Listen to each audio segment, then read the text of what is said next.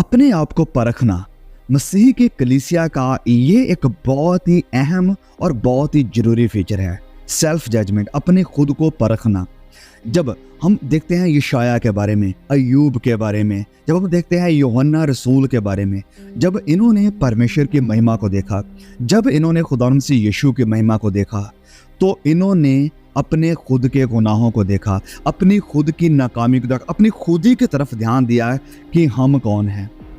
जब हम आदम और हवा के बारे में पढ़ते हैं तो परमेश्वर ने उन्हें अदन की वाटिका से बाहर निकाल दिया। क्यों निकाल दिया?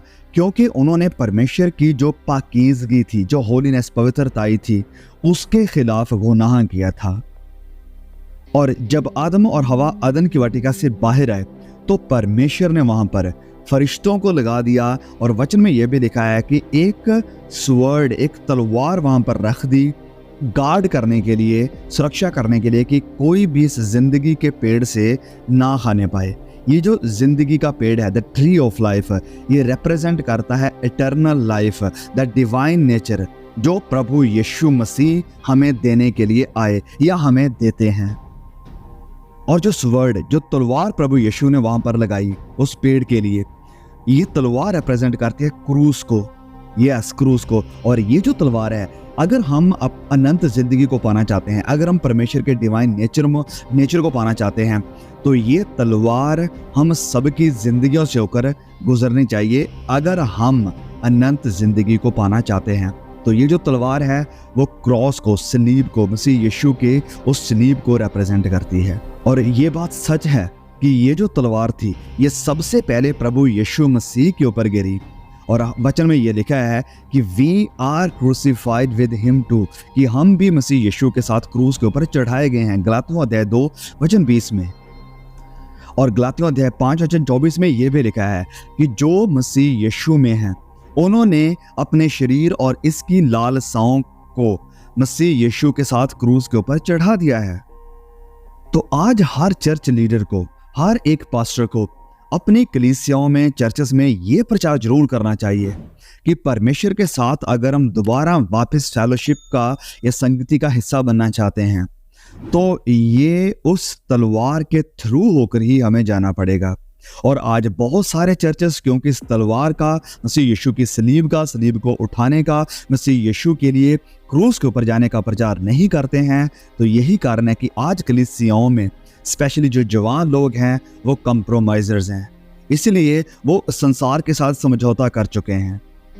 और आज के हमारे मॉडर्न चर्चेस में मसीह यीशु की सलीब को उठाने का, खुदी का इनकार करके मसीह यीशु की इच्छा को पूरा करने का आज कोई कॉन्सेप्ट ही नहीं रहा है। हर कोई अपनी इच्छा पूरी कराने में लगा हुआ है और चाहता है कि जैसे मैं चाहता हूँ वैसे ही प्रभु यीशु भी करे। और ये चीज़ें सिर्फ कलीसिया ही नहीं कर रही है, जो उन्हें सिखाने वाले जो भेड़िए हैं वो भी यही सिखा रहे हैं। 7 एंजल लेकर जाओगे अपने घर, और 7 एंजल एक काम नहीं खुलवाएंगे, 7 काम खुलवाएंगे। याद रखना, जो काम आप दोगे वो खुलेगा। आज करा, आज जैसा वैसा यीशु मसीह ने कहा वैसा नहीं होगा, जैसा तुम कहोगे वैसा यीशु करेगा। आज वैसे यीशु मसीह ने कहा वैसा नहीं होगा, जैसा तुम कहोगे वैसा यीशु करेगा। आज ओके, पुराने नियम में हम एक कहानी को पढ़ते हैं। जब हम पढ़ते हैं नंबर्स यानी गिनती की किताब अध्याय 25 में, तो यहाँ पर हम उस वक्त के बारे में पढ़ते हैं जब जो इजरायली लोग थे, उन्होंने जो मोआब की औरतें थी, जो मोआब की लड़कियां थी, उनके साथ वैश्यागामी करना शुरू कर दिया था। और जब हम गिनती 25:6 में पढ़ते हैं तो यहाँ पर यूं भी लिखा है, ऐसा तक भी हो गया था कि एक इजरायली ने एक मोआब की औरत को अपने टेंट में यानी अपने घर में लेकर आ गया था। लेकिन यहाँ पर एक बात थी कि यहाँ पर एक यंग लड़का, एक जवान लड़का था जिसने पूरे इजरायलियों को, पूरे देश को नष्ट होने से बचा लिया, और उसका नाम था फिनेहास। ये जो जवान फिनेहास था, ये परमेश्वर की महिमा के लिए, परमेश्वर के आदर सम्मान के लिए इतनी इज्जत रखता था और इतनी जलन रखता था कि इसने तुरंत एक बर्छी उठाई और अंदर टेंट में गया, और वहाँ पर जो इजरायली और एक जो मोआब की लड़की थी, उन दोनों को इसने ख़त्म कर दिया। और जैसे ही उसने ये काम किया, उसी वक्त से जो बीमारी, जो महामारी इजरायलियों में फैली हुई थी, वो तुरंत रुक गई। लेकिन जब तक ये काम हुआ था तब तक 24,000 लोग ऑलरेडी खत्म हो चुके थे, मर चुके थे। और ये जो महामारी थी, ये जो वायरस था गंदा, पूरे इजराइल में फैल चुका था, जो मार रहा था लोगों को, अगर इसे वो तलवार उठाकर, जो तलवार यहाँ पर फिनिहास ने उठाई, अगर वो इसे उठाकर वो काम ना करता तो ये पूरे कैंप को, पूरे इजरायलियों को खत्म कर सकती थी। तो क्या आप देख सकते हैं कि ये कितना वैल्यूएबल है, ये कितना जरूरी है कि हर कलीसिया में ऐसा एक दूत हो जिसके हाथ में ये आत्मा की तलवार है, जिसके हाथ में प्रभु यीशु की क्रूस है, वचन है, और जो हर तरह के वायरस को खत्म करने की सामर्थ्य रखता है। आज भी ये जो वायरस है या जो महामारी है, ये बड़ी तेजी से फैल रही है मसीह चर्चेस में भी। लेकिन अब क्योंकि बहुत सारे कम फिनेहास हैं जो सच में ये जानते हैं कि तलवार को कैसे और कहां पर यूज करना है, और बहुत सारे जो आज प्रचारक हैं, पास्टर्स हैं, सो कॉल्ड प्रॉफिट्स हैं, वो इंसानों को, लोगों को खुश करने वाले बन चुके हैं, जो लगातार यही कह रहे हैं कि मोआब को प्यार करो, मिद्यानियों से मोहब्बत रखो। और इस काम के लिए शैतान बहुत सारी आर्गुमेंट्स देगा, बहुत सारे तर्क वितर्क देगा कि क्यों हमें आज चर्चेस में ये वर्ड यूज करने की जरूरत नहीं है, और हमें बहुत सारे इसके रीजन दे सकता है। और इसके लिए वो वचनों का भी इस्तेमाल करेगा, वचनों का भी इस्तेमाल कर सकता है, जैसे उसने प्रभु यीशु मसीह के सामने भी किया था। लेकिन मेरे प्रिय भाइयों, मेरी बहनों, अगर आप कोई संदेश देने वाले प्रचारक हैं तो आपको लगातार परमेश्वर के वचनों की तलवार का, मसीह यीशु की क्रूस का प्रचार करना है। फिर चाहे कोई आपके खिलाफ जाए, फिर चाहे कोई आपके चर्च में ना आए, फिर चाहे आपके जो चर्च की गिनती है वो कम ही क्यों ना होती जाए। देखिए, जब हम फिनेहास के बारे में जानते हैं तो फिनेहास को पर्सनली, निजी तौर पर क्या हासिल हुआ कि उसने जब तलवार को यूज किया, उसे क्या हासिल हुआ? वेल, कुछ भी नहीं, वरन इसकी बजाय बहुत कुछ शायद उसे खोना भी पड़ा। उससे जो उसकी रेपुटेशन थी कि ओके, ये तो बड़ा नंबर बंदा है, ये तो बड़ा अच्छा इंसान है, ये रेपुटेशन उसकी खत्म हो गई। और फिर दूसरी बात है कि जिन लोगों को इसने मारा बर्शी लेकर, वो लोग इसके ऊपर क्रोधित भी होंगे, वो लोग इसके पीछे बातें भी करते होंगे, इसके ऊपर कड़वाहट भी डालते होंगे, इसे बड़ी बातें भी करते होंगे इन सब चीज़ों के लिए। लेकिन लोगों की, दुनिया की और बाकियों की परवाह किए बिना फिनेहास को परवाह थी, और फिनेहास के अंदर जलन थी परमेश्वर की महिमा की। और परमेश्वर की महिमा के लिए, परमेश्वर की ऑनर, आदर, सम्मान के लिए ये जो फिनेहास था वो मोटिवेटेड था कि वो इस बुराई को ख़त्म करेगा, वो तलवार को, बर्शी को यूज़ करेगा। और उसका फल परमेश्वर ने उसे दिया, भले लोगों ने ना दिया हो, परमेश्वर ने खुद उसके ऊपर मोहर करी और उसकी मिनिस्ट्री को अप्रिशिएट किया। ये कहते हुए, जब हम पढ़ते हैं नंबर्स अध्याय 25 वचन 11 में, हारून याजक का पोता, एलियाजर का पुत्र फिनहास, जिसे इजरायलियों के बीच मेरी जैसी जलन उठी, उसने मेरी जलजलाहट को उन पर से यहाँ तक दूर किया है कि मैंने जलकर उनका अंत नहीं कर डाला।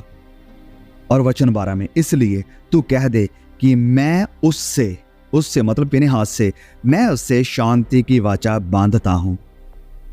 तो हम यहां पर एक चीज ये भी सीख सकते हैं कि एट द एंड, आखिर में परमेश्वर के अप्रूवल की ही हमें जरूरत है, और परमेश्वर का अप्रूवल ही है, परमेश्वर का हमें स्वीकार करना ही है जो अंत में मायने रखेगा। और वो यहाँ पर फिनहास के साथ हुआ। तो आज कलीसिया में क्योंकि परमेश्वर के वचनों की तलवार का और प्रभु यीशु की सलीब का प्रचार नहीं हो रहा है, तो इसके कारण कलीसियाओं में ये जो लीडर्स हैं, जो आज के प्रचारक हैं, वो ये चीज़ें सिखा रहे हैं कि how to live your best life now, your best life now. New age की टीचिंग आ गई है, ऐसी टीचिंग आ गई है जो कि बाइबल में है ही नहीं, वरन संसार की टीचिंग है, जहाँ पर सिर्फ इंसानों को ही ऊपर उठाया जाता है, जहाँ पर सिर्फ इंसान ही हर बात का, हर चीज़ का, हर काम का फोकस बन चुका है, और परमेश्वर और उसकी महिमा को साइड कर दिया गया है, किनारे कर दिया गया है। और यही कारण है कि लोग पाप से नफरत नहीं करते हैं। यही कारण है कि लोगों के अंदर प्रभु यीशु मसीह का स्वभाव नहीं है। यही कारण है कि प्रभु यीशु मसीह के जैसे वो जीना नहीं चाहते हैं। यही कारण है कि प्रभु यीशु की तस्वीर पर वो नहीं डल रहे हैं। और यही कारण है कि वो खुद का इनकार नहीं कर रहे हैं। यही कारण है कि कोई मसीह यीशु की सलीब को उठाने के लिए तैयार नहीं है और उसके लिए खड़े होने को तैयार नहीं है। हर कोई बस अपनी मनवाने में लगा हुआ है। हर कोई बस अपने आप को खुश करने में, अपने आप को भरने में, अपने आप के लिए ही सब कुछ करने में लगा हुआ है। तो आज जितने भी चर्च के लीडर्स हैं, जो भी चर्चेस में लीडरशिप में हैं, उनके अंदर परमेश्वर की जलन और परमेश्वर की झील आनी चाहिए। परमेश्वर के नाम की और परमेश्वर के आदर की झील है। अगर वो कलीसियाओं को, अगर वो मसीह यीशु की दुल्हन को पवित्रताई के रास्ते पर और मसीह यीशु के रास्ते के ऊपर लेकर आना चाहते हैं तो, और फिर उन्हें ये जो रेपुटेशन है, ये जो आदर है, इसे भी बोलना पड़ेगा कि हाँ, ये इंसान बहुत अच्छा है, ये बहुत बढ़िया प्रचार करता है, मुझे ये बहुत पसंद है। ये जो रेपुटेशन है काइंड होने की, जेंटल होने की, सबको पसंद आने की, इस रेपुटेशन को भी खोना पड़ेगा। And I have suffered that, मेरे साथ ये हो चुका है। लेकिन मुझे भी लोगों की परवाह नहीं है। मुझे ये परवाह नहीं कि लोग मेरे बारे में क्या सोचेंगे, क्या कहेंगे। मुझे परवाह है परमेश्वर के वचनों की, परमेश्वर के नाम के आदर की और परमेश्वर की महिमा की। और जब हम प्रभु यीशु मसीह के बारे में भी पढ़ते हैं तो प्रभु यीशु मसीह के अंदर भी वो परमेश्वर की झील थी, वो परमेश्वर की जलन थी, जिसके कारण जब वो मंदिर में गया तो उसने उन सब को जो मंदिर के अंदर, जो इस यरूशलेम टेम्पल के अंदर बिजनेस कर रहे थे, इन सब को टेम्पल से बाहर निकाला, इन सब को मारना शुरू किया, इन सब को मंदिर से बाहर निकालकर उनके टेबल्स को, उनकी सब मेजों को गिरा दिया, उनके सारे जो सिक्के पैसे थे सब कुछ को निकाल दिया। क्यों? क्योंकि वो परमेश्वर की झील के साथ और जलन के साथ भरा हुआ था। He knew that this is wrong in the temple of Christ. वो जानता था कि परमेश्वर के मंदिर में ये जो काम हो रहा है ये गलत है। और आज हम भी जानते हैं कि परमेश्वर के मंदिर में, प्रभु यीशु की कलीसिया में जो काम हो रहे हैं, जो बिजनेस हो रहा है मसीह यीशु के चर्च के नाम से, वो भी गलत है। और हम चर्च लीडर्स को आज खड़े होकर इनके खिलाफ बोलने की और प्रभु यीशु मसीह की पवित्रताई का, मसीह यीशु की दुल्हन को तैयार करने की जरूरत है। और आप ये ना कहें कि ये एक्चुअली में काइंड नहीं है, लोग क्या कहेंगे कि इनके अंदर यीशु मसीह का स्वभाव नहीं। असल में यही यीशु मसीह का स्वभाव है, बस परमेश्वर की महिमा के लिए खड़े होना और परमेश्वर की जलन के साथ जलना। लेकिन प्रॉब्लम यह है कि आज कौन प्रभु यीशु मसीह के जैसे बनना चाहता है?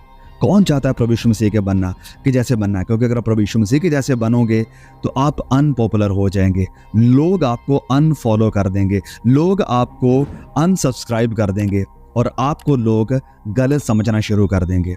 कौन ये चाहेगा? बहुत कम है। मैं आपसे पूछना चाहता हूँ मेरे भाइयों, मेरी बहनों, क्या आप फिनेहास की तरह? फिनेहास को लीडर नहीं था। यस, फिनेहास उस वक्त ना याजक था, ना वो इजरायलियों को लीड कर रहा था। उस वक्त मूसा था सब कुछ। उसके बाद याजक थे जिनका जिक्र हमें देखने को मिलता है कि एलियाजर था, हनोक थे। अब तक फिनेहास की कोई ऐसी बड़ी पोजीशन नहीं थी, लेकिन वो जो कुछ भी था वो एक आम इंसान था। उस आम इंसान के अंदर परमेश्वर की जलन हुई। परमेश्वर किसी बड़े इंसान की वेट नहीं कर रहा है कि वो कब खड़ा होगा। परमेश्वर किसी बड़े यूट्यूबर का इंतजार में नहीं है। परमेश्वर आप जैसे आम इंसान को ही यूज कर सकता है कि उसकी कलीसिया को पाक करे, उसकी कलीसिया में ये जो बीमारी, ये जो वायरस फैल रहा है, इसे ख़त्म करें। क्या आप फिनेहास की तरह खड़े होने को तैयार हैं? क्या हम फिनेहास की तरह परमेश्वर की जलन के साथ भरे हुए हैं कि हम जो कुछ भी चर्चेस में बिजनेस हो रहे हैं मसीह यीशु के नाम से, कलीसियाओं के नाम से, हम इसके खिलाफ हैं? हम प्रभु यीशु मसीह की तरह अनपॉपुलर होने के लिए, मिसअंडरस्टूड होने के लिए तैयार हैं? May God bless you. Please share the message.